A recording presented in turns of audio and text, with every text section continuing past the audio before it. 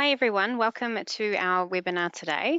My name is Nairi Crawford. I am the Insights Director for Australia and New Zealand at Isentia.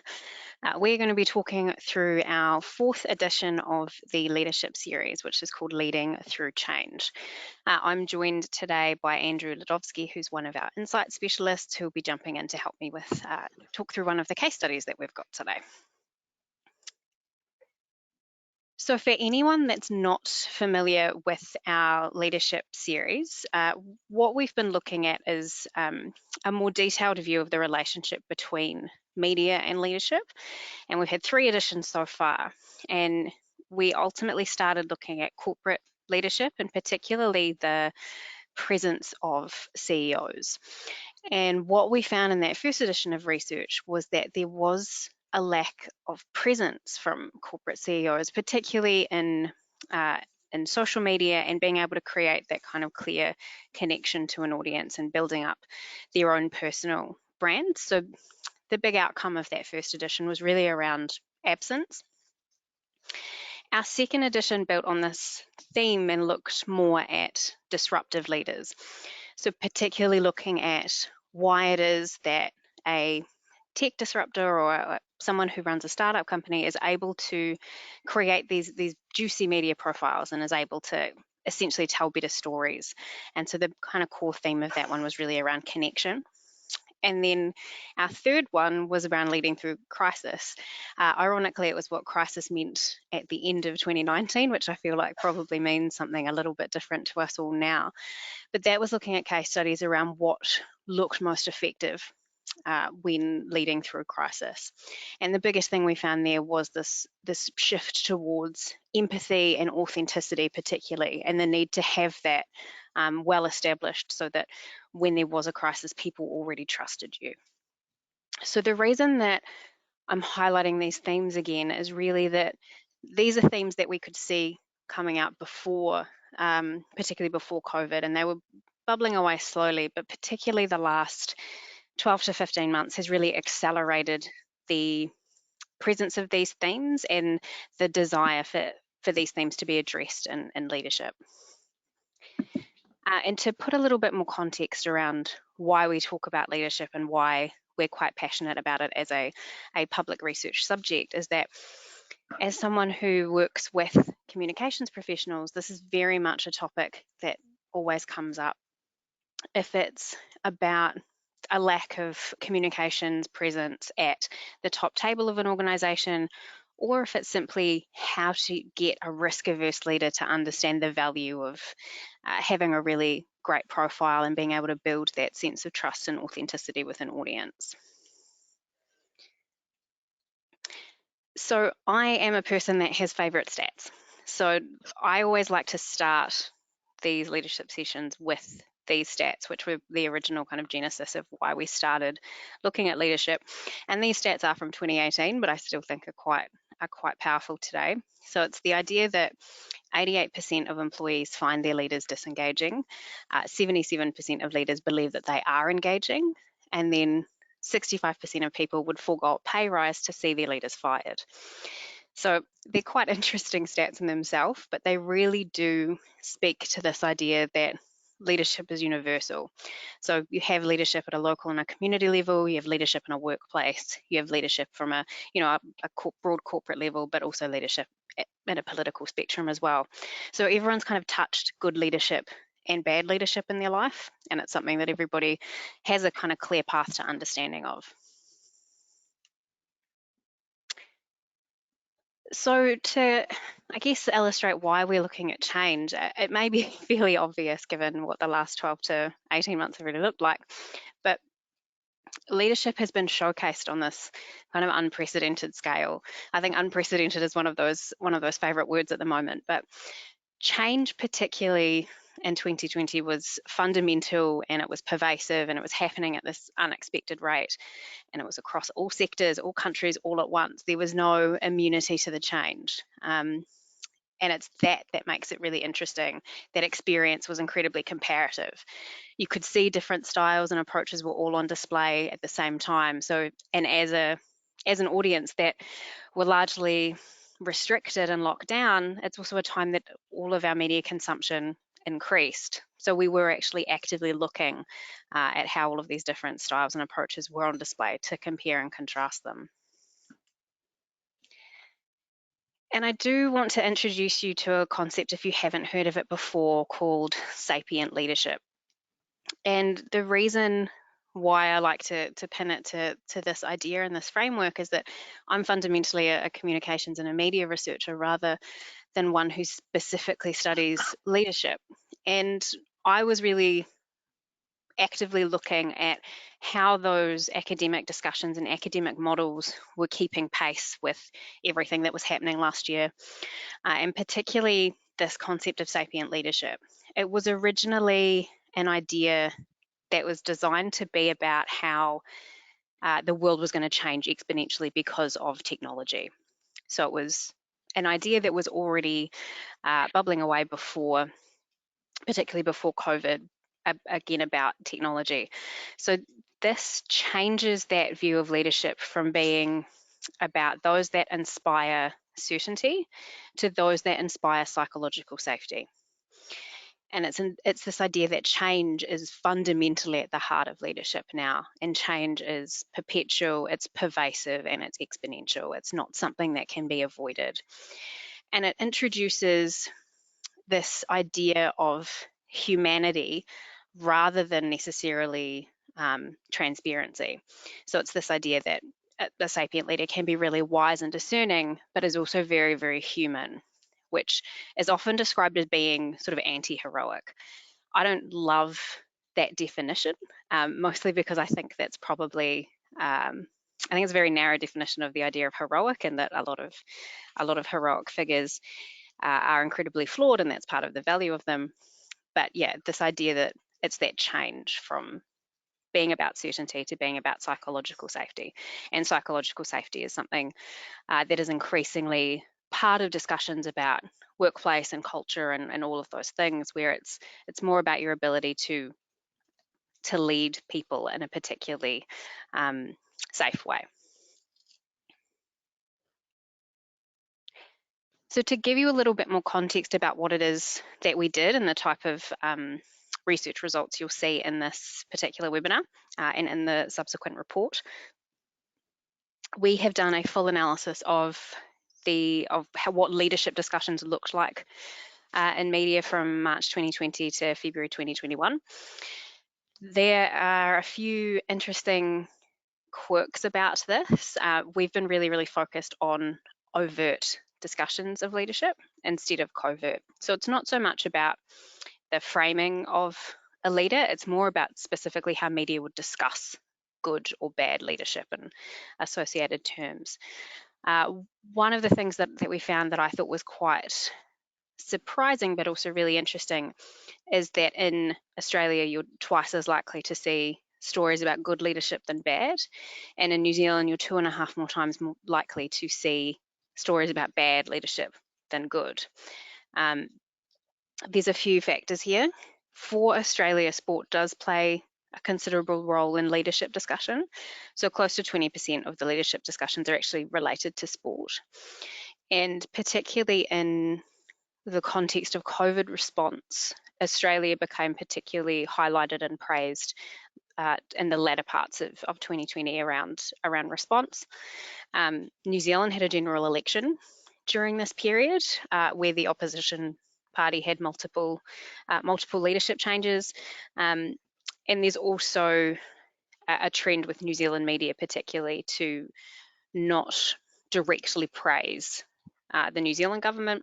It's largely a praise through comparison. So that will be through either the republishing of praise of the government that may have been published overseas, or it will be a lot of publication of stories about bad leadership from overseas. And that idea of the New Zealand government being good in their leadership role is done through that comparison rather than anything overt. So we did look at close to 25,000 media stories that were specifically looking at leadership. So what we're particularly interested in these series is really around the traits that are associated with leadership.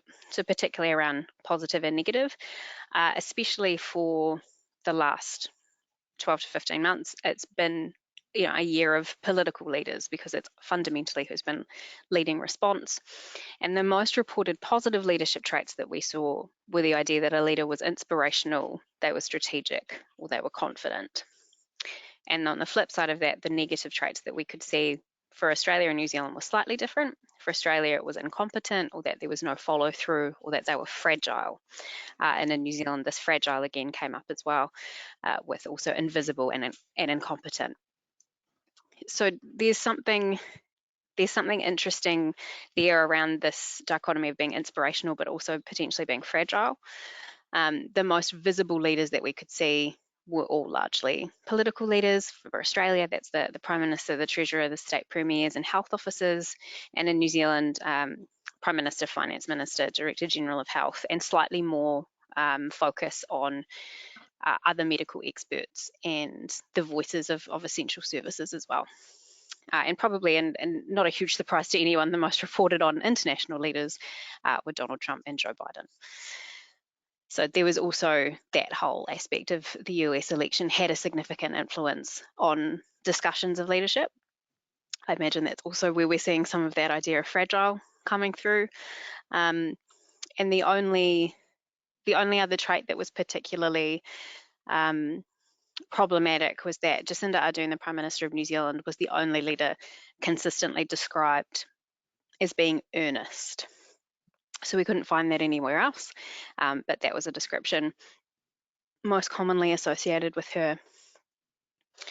And to really kind of put the point on why we care about this, given that it was such a time of increased media consumption, the way that leadership examples were framed and how those things are overtly discussed and what people are exposed to can significantly impact long past any particular crisis. So that's why we've been particularly interested in these traits. The second element to this, mostly because there is this much broader discussion about the potential disconnection between media and public view and public perception, is that we also surveyed Australians and New Zealanders around leadership, particularly around what their views were, what they considered to be important in different types of leaders, whether or not they felt that there were traits that were more important through COVID, and whether or not they believed that leadership had changed. So one of the things that I think is particularly interesting is the overt requirement from the public on good communication. While I think has always been an incredibly important tenet of good and strong leadership, it's not typically called out as being this overt by your audiences. So I think that's something that has really been solidified over the past year, that there is a high expectation that you'll be communicated to well by leaders. Really, the kind of core characteristics are all very understandable and not unreasonable expectations around competency, confidence, good communication, and leads by example for Australia. And for New Zealand, good communication being the highest, empowering others, confidence and competency. And also this idea that leadership has specifically changed as a result of COVID. So for Australia, 37% of our respondents believed that leadership had changed, and 44% of our respondents in New Zealand believed that leadership had changed as a direct result of COVID. And I think if you have a look at those different types of leaders that we've asked people about, so we've broken that down between corporate, political, community, and workplace. One of the really clear themes here, particularly in a year that was so significant for political leadership, is this high expectation on honesty and really having an ethical approach as a political leader. And again, for corporate leaders, you can see that really clear desire for a good communicator, but ultimately people want leaders that are competent. Similarly, for a workplace leader, good communicator is going to be first, then it's around being competent and leading by example. I am just going to hand over to Andrew now to talk through one of our first case studies, which is for Daniel Andrews, the State Premier of Victoria. Hi, everybody. Yeah, so we wanted to do a case study on Daniel Andrews, and we know it's a it was a topic that probably had quite a bit of contention both during both in Victoria and nationally over the last year. The first thing that one of the things that we did for this study was a survey where we actually asked and talked we asked a group of people how they felt about a variety of aspects of leadership, but also how they felt about Dan Andrews as a leader. And what we found was that nationally he had a +16 net approval rating as a good leader during COVID, and in Victoria it was a +22. These are remarkable scores, and they're not surprising.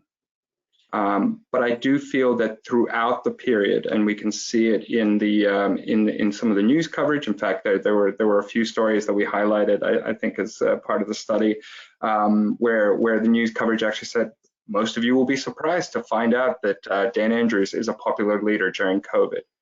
But the fact of the matter is that we shouldn't have been surprised. There was a significant amount of polling during that COVID period, probably I think around 10 or 11 polls that I was able to find that consistently showed him with a double digits net satisfaction rating. He never fell below 50% in terms of support, and his net support never fell below 14%, his net approval rating. So in general, the survey data, the actual voice of the people, however much whether you have some doubts about margins of error, the voice of the people was consistently telling by a pretty wide margin that people were happy and satisfied with Dan Andrews. There were also polls showing that they were satisfied and supported his policies, and that they were satisfied with his handling of COVID more specifically. But that's not the impression that a lot of people got. And some of that might be through personal experience and word of mouth. It was a time that I guess a lot of people ended up on the different sides. And some of that probably had to do with the media, and that's something that we wanted to explore. Obviously, there are many problems from a qualitative perspective with Dan Andrews' leadership. There was the hotel inquiry, there was accusations of evasiveness, and I don't know that that those are unfair. There was obviously Victoria was the worst state in terms of performance for COVID, and a lot of people died. And so there are a lot of qualitative questions we can ask of Dan Andrews. But in this study, I just wanted to kind of take all of that out because it is so difficult to kind of discern, and there's so much contention around it. And just look at the data. Look at that polling, how strong it was. Look at how people actually felt about how people actually felt that Dan Andrews was supported more broadly. And then look to see what kind of impact the media narrative had. Now, obviously, it's not the job of the media to act as a cheerleader for any government. It is their job to criticize. It is their job to question even popular governments. That is a core aspect of their business. And obviously, when there are voices of opposition, and there were significant voices of opposition when it came to Dan Andrews, it is their job to propel those voices into, and talk about those voices and share their points of view. So we're not actually, we're not saying that the media narrative was, unnaturally skewed or biased, but what we want to talk about today is context. So firstly, just a few stats. We looked at a range of coverage in a few weeks in September and October, and we found that 75% of media coverage expressed predominantly negative opinions around Dan Andrews. 2/3 of that was actually the media just sharing the opinions of opposition leaders or protesters or vox pops, but a good third of that was actually journalists or opinion columnists expressing their opinions, and about 71% of that was negative.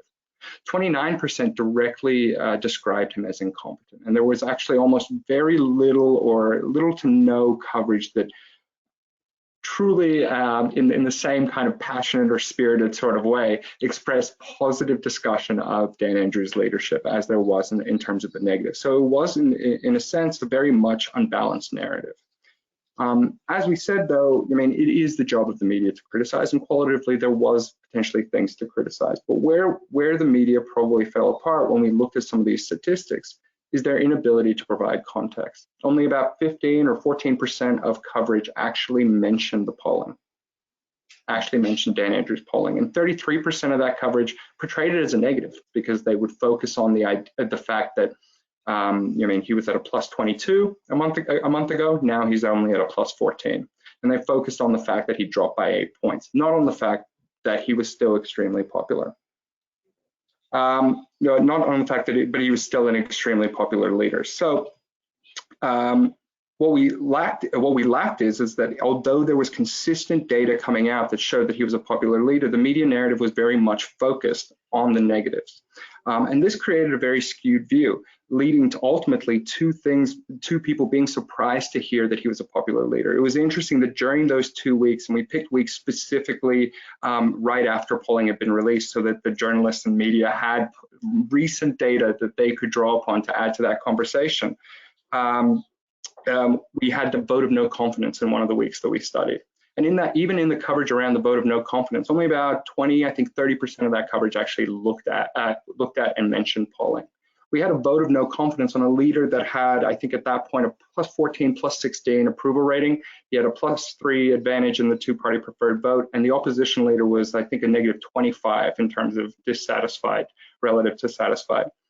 And yet the polling wasn't mentioned. The vote of no confidence was probably far too often presented at face value, not as something that was going to fail just because they had a majority in parliament, but something that probably should fail based on the survey data showing the broad support for Dan Andrews. The other thing that we often looked at is also that this narrative around the fact that there was a lot of contentions and a lot of negativity started to create a cycle in media, that the media was not only missing the opportunity to include polling, but was becoming far too ready to just accept its own narrative. We saw in one publication, we saw a clear example of this where they talked about the fact that the curfew, what they called a despised measure, was going to continue after a Dan Andrews announcement. 2 hours earlier, that same publication had published an article that said that 63% of Victorians actually supported the continuation of the curfew. And this was a clear example, we thought, of not necessarily bias. It was a clear example of a journalist probably not being aware of the survey data that had just been published in their own newspaper, probably because it had become this prevailing narrative. It had become this all-encompassing narrative that he was a negative leader. By the end of the crisis, when we looked at November, his two-party preferred vote was actually higher than the 2018 landslide election. He was back to over 20 plus 20 in approval rating. His lowest dip was plus 14 right at the tail end of the October election. And I think that anybody who lived through that period in terms of in Victoria or Australia nationwide probably would be surprised by those figures. And we think that the failing in looking at this data, we feel that the failing and the questions that need to be asked of the media coverage of that time is not that so much of that data was negative, but why did we fail to communicate that context, and why did we fail to give an understanding of the actual views on that leadership? Sorry, did you have anything to add, Nai, or do you want to take the reins back? I think one of the things that I've been really interested in about Daniel Andrews is the cultural response to him. So there is kind of this really interesting social following that he has, if you want to elaborate on that a little bit further. Yeah, absolutely. So, I mean, one of the things that Dan Andrews obviously does really well, and you can kind of go take a look for yourself, is around social media communication. He has about 900,000, I think, or 950,000 followers on Facebook, more than the Prime Minister, and he leads a state of 5 million. The Prime Minister is the leader of a state of, country of 25, 26 million people. So, he's very effective in terms of developing a following, and I think that definitely Victorians are familiar, and nationally you might be familiar that Dan Andrews did develop kind of his own little culture. There were a lot of Facebook groups with tens of thousands of followers, making lighthearted fun of the press release, talking about the fact that, for example, if he's wearing a North Face jacket, then that means something's gone wrong.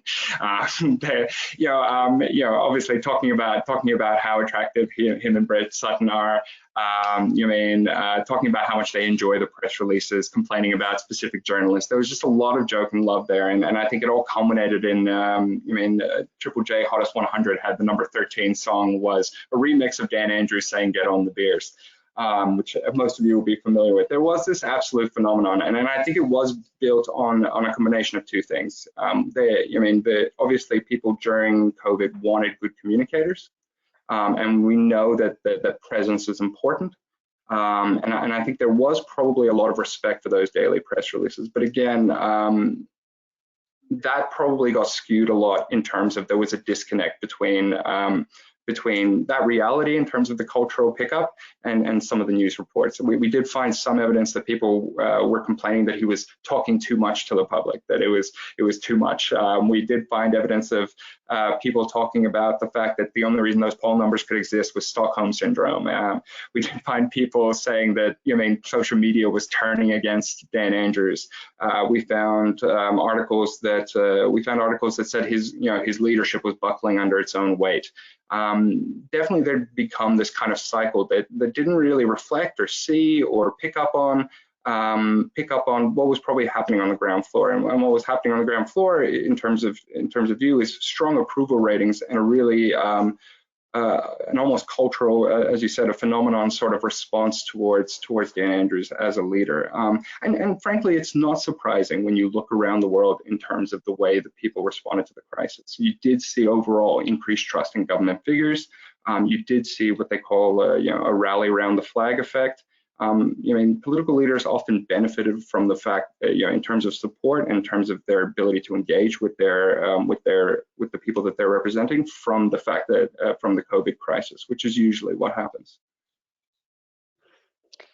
I might just pick up on the point of the cultural response and probably move on to our next case study. I know that there's a few questions coming through in the question panel, which is really awesome. So if you continue to do that, we'll address them all at the end. So our next case study is Dr. Ashley Bloomfield, who is the Director General of Health in New Zealand. So for those of you that aren't from New Zealand, you may, I suppose the most comparable figure is like a chief medical officer, or essentially the medical figure in charge of COVID response. The cultural response to Ashley Bloomfield has been slightly like nothing I've quite seen before.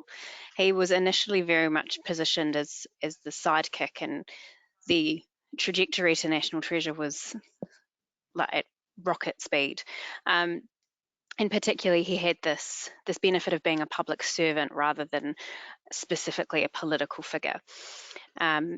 Media narratives were typically really positive about him, and the very interesting thing in the way that media responded is that they were incredibly defensive of him when he was criticised, or if a government official tried to position him as being to blame for something. Journalists were often the first to critique that response. And I've probably done Dr. Bloomfield a little bit dirty here with the headline that I've screenshotted there from an article saying the extremely competent, somewhat boring civil servant who has New Zealanders' hearts aflutter.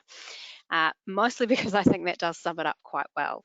You can see that there is a picture of someone who got Dr. Bloomfield tattooed on their leg. The curve crusher graphic that you can see there was actually on tote bags and tea towels and t-shirts in New Zealand. If you wanted to buy them, you were able to. So 78% of the New Zealanders that we surveyed considered him to be a good leader, and 16:1 was the ratio of positive to negative leadership coverage in media as well. The traits most associated with him were that he was honest, calm, clear, and humble. And I think what's really relevant to consider, to linking back to, is those ideas of sapient leadership. So if you look at that sapient leadership framework and then apply it to Dr. Bloomfield, you can see some of those things starting to kind of match up and make sense, where his focus is more around the safety and using certainty as a way of generating safety, rather than only about solely communicating information. And arguably, this kind of cultural response to Dr. Bloomfield indicates the value that's placed on this type of leadership. So this response is in some ways an endorsement of the qualities that are identified in that framework. So that's what people were really picking up on and responding to. The other thing I want us to quickly look at is the idea of the press conference, because I feel like we've all watched more press conferences in the last year than probably anyone in the world ever has.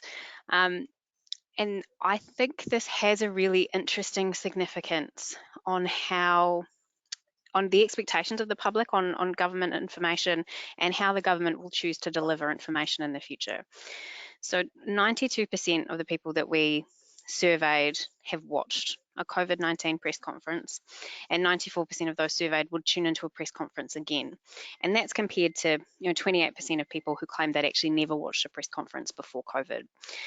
And then one of the other kind of interesting elements to this is that for New Zealand specifically, 50% of people that we responded had watched one of these press conferences online on a news site or in social media. While we found that our respondents typically said that they were watching these press conferences on television, I don't think that is necessarily reflective of their media habits. I think given the nature of lockdowns and people returning to kind of their family home to be able to do quarantine and lockdown, I think those can kind of skew those figures. And also when you ask people to remember a press conference and remember their consumption, you often think of a press conference in the realm of television. So that may also be impacting that.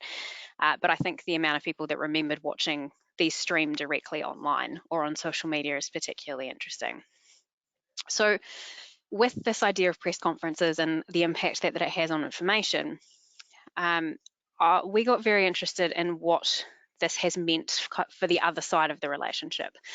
And particularly, we focused here on New Zealand journalists. And this focus is really due to the fact that there has been such widespread praise for the New Zealand government's response to COVID, especially from a communications perspective.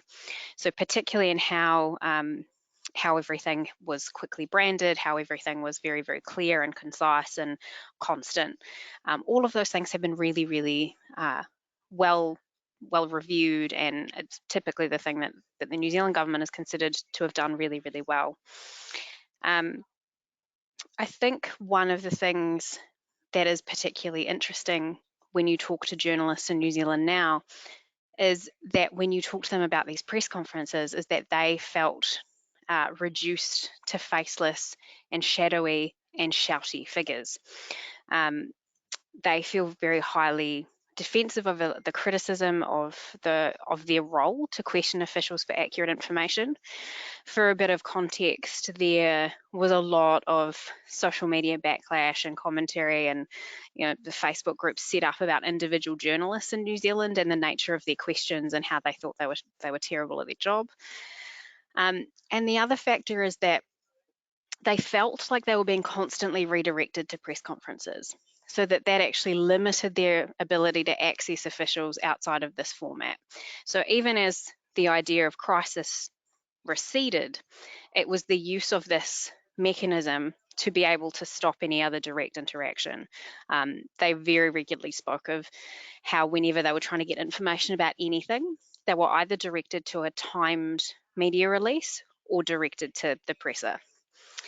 The primary description of the government from journalists in New Zealand is that they are controlling, and also that they're actually blatantly anti-media. And that government communication, and particularly the use of press conferences, was described as a transparency performance. So simply, it was a way of appearing incredibly transparent while kind of cutting off the other avenues that would help a journalist to figure out what was going on.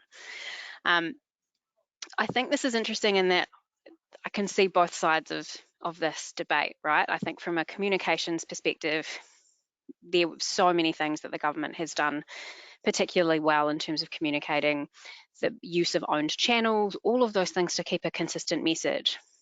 But to have a stakeholder that is potentially this disengaged introduces this huge element of risk, because it does create that relationship of animosity and that potential edge of trying to find what the next story is and what the next issue is. So there's a lot of interesting things to consider here, but particularly around the risk of this disengaged stakeholder, I think is sort of incredibly interesting. I'm going to leave you with a few themes before we start to have a look at the questions. This is a little bit around the things that I think are important around the data that we've shown you today. So the first one is really around changing expectations. Leadership traits that we could see emerging before COVID have certainly been accelerated. The shifts are quite subtle in media coverage, but are a little bit clearer in those survey response and public reaction. And that there is that clear shift towards expectation of honesty and good communication over that idea of kind of command and control and certainty. The notion of transparency performance, I'm incredibly fascinated by, and I think it's something to consider as a communications practitioner. If there's any forms of communication, particularly from leaders, that you may have instituted in the last 12 months or over periods of crisis, and whether or not that is losing its authenticity or maybe lacked authenticity initially. So that idea of maybe the type of communication that you're using is something that is designed to appear really transparent or appear in a really connective and authentic way, but maybe it isn't anymore. So it does, building that connection requires authenticity, but if it feels really performative, it may also feel really disingenuous. So it's kind of something to consider in how whatever structures you've set up to communicate, particularly from leadership to an organization. It's also really important to just keep measuring the effectiveness of that, whether or not it's still, that format is still resonating, if it's still, what your open rates are like, what your internet visits are like, if the themes that you're putting out and coming back to you from an organization perspective are still all matching up. It's sort of it's a good time to reconsider and revisit some of those things. But I would kind of want that phrase to stick with you a little bit if it's one of the things I can leave you with. The other thing is really trust. There's a lot of conversations and a lot of research about trust, and trust in institutions and leaders and media is complex and widely considered to be in decline. And I would preface this by saying that media particularly exist in this complicated dichotomy where they're a default source of information during crisis, but it is more likely that they're going to be viewed with a skeptical lens. So there are quite a number of research pieces coming out about the lack of, when you ask people and you survey them, the indication that media is not a trusted source. These are fair, but I think ultimately you have to also consider that the narrative about media and the distrust of it is now slightly bigger than the media itself, and at some point has been a massive media story in itself. So there is an understandable response from people that they may not trust the media, but at the same time, that doesn't necessarily change what their default behaviour might be in terms of that being the place that you go in a crisis, or you still having trusted sources that you consider to be the main points of information. And yeah, I just note the high value placed on honesty as a leadership trait as well. And the last kind of theme is really around absence. So audience expectations have changed in terms of visibility and the ethical role of leaders in organisations. And I think in that context that we've certainly seen in the last year around the acceleration of choice being made based on ethics or brand or organisational values. You can see that in the considerable impact of social movements in the last 12 months. This particularly leaves very little room for absence, because absence is something that will be very actively called out and actively looked for. So it's always something to consider when you're looking at your communications planning, but also just considering an organisation's position on a number of issues. So that's sort of the end of the the research part of the presentation. And we will kind of move into any of the questions that have come through, and if you want to put through any more, please do. But if you have any questions that we don't get to, or there's just something that you would want to look at further, my details are all there, and you can have a look at the full report, which will be emailed to you after the webinar. So we have had a couple of questions come in that I will have a look at now. So the first one is that Dan Andrews was a great choice for a case study, especially as the media coverage did not match up with polling results, i.e. negative performance versus positive polling on his performance. Is this what generally happens?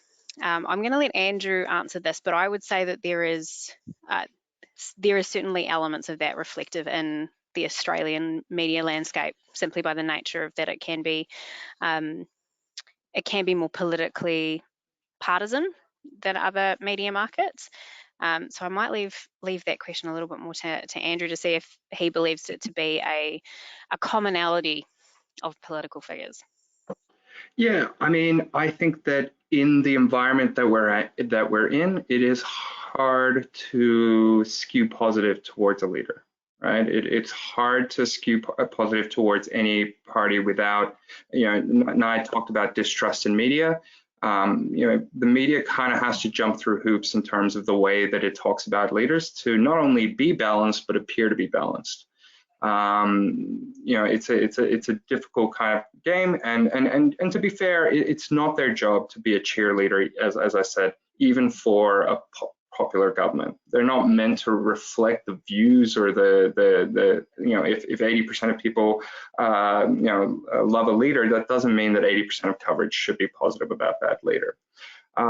But I think that there is probably an issue that has been highlighted, and it's probably an issue that has been problematic in Australian media in general, and that is a lack of awareness and engagement with polling and polling data to understand what actually is going on. The issue with the Dan Andrews case study is not that there weren't significant criticisms that probably were fair around Dan Andrews. It's not that there wasn't huge voices of opposition. The issue is that the context wasn't properly provided to show that while these criticisms exist and you can have your opinions about them and it's really important to know about them, you should understand that he is not an unpopular leader at this point. And that was clear not only, I think, for a lot of people in their personal experiences, but it was also clear the media would often comment on it. They would act surprised that polling had come out positively every time a poll would come out, when they would rarely report on it. And that surprise was an acknowledgement from the very media itself that it wasn't doing a good job educating the public on the actual state of play, I guess, in terms of support. Yeah, I think the next question we've got is I don't know, maybe more a piece of feedback than a question. That the presentation does seem biased towards two Labor leaders. Gladys has certainly had a cultural impact on New South Wales and Australians, where every other Premier lodges attacks at her, and she has the second highest approval rating in the country after Mark McGowan. I think that feedback is fair. That's certainly not our intention. The purpose of selecting Dan Andrews particularly was more around the volume of coverage that he generated by the nature of probably being the leader that had the most spotlight on him because of what was happening in Victoria. And I think your point about Gladys is really fair, and we did look at her as a candidate mostly because there is a similar disconnect there. We could see that in, I believe there was the potential scandal situation that was there with her, and that there was this kind of media narrative building around how, well, she's out, she's gone, and then there was nothing because it didn't happen, because ultimately she's considered to be quite a competent leader by her peers and her state. So there is actually a bit of a similar situation there, but I think we only have focused on Dan Andrews simply because of this significant spotlight that he got, more so than other state premiers through COVID. I don't know if you have anything to add to that, Andrew. Yeah, well, I think the fact that he probably faced the biggest crisis in Australia and the biggest point of change probably made it a more interesting kind of look, because it was obviously far easier for the media to fall into that cycle and to provide a lack of context. I think that it is quite clear that Australians in general are quite grateful or feel quite positively about how their political leaders have handled COVID. Definitely Dan Andrews is not the most popular premier overall, but that doesn't take away from the fact that I can cast it in that light that he's less popular than other premiers, but that doesn't take away from the fact that he's broadly popular. And so we wanted to look at what made Dan Andrews interesting is that he was probably the easiest one to lose support of the public, in the sense that he clearly, there clearly were some real questions about his decisions and his choices and his evasiveness. And Victoria obviously faced the greatest crisis. So it's just kind of unfortunate that it worked out that way. But yeah, I mean, you're right. Gladys, Mark McGowan, they're all getting a lot of praise and they're all becoming a real phenomenon. And that's more about the fact that there is an increased trust in government. There is that idea of psychological safety. In effect, a lot of political leaders have benefited in terms of their connection to the people that they're representing, because the people have needed them, and in a lot of cases, people have felt that they've done a good job.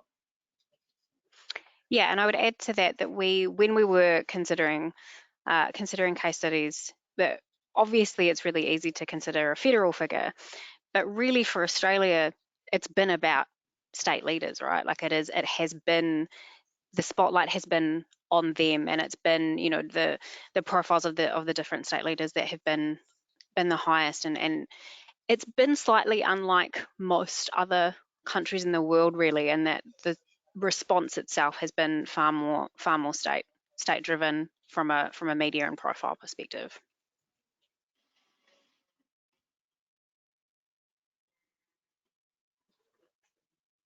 We don't have any more questions that have come in yet, but again, if you want to connect with us, also the copy of the report will be emailed through to you, so you can have a look, and you're more than welcome to get in touch with any feedback or observations or sharing your own experiences. We're always kind of looking for the next topic for us to consider, so we're always open to any feedback that anybody has on this type of research. And with that, we'll kind of thank you for your time and really appreciate you joining us today. And yeah, please get in touch if you have any questions at all.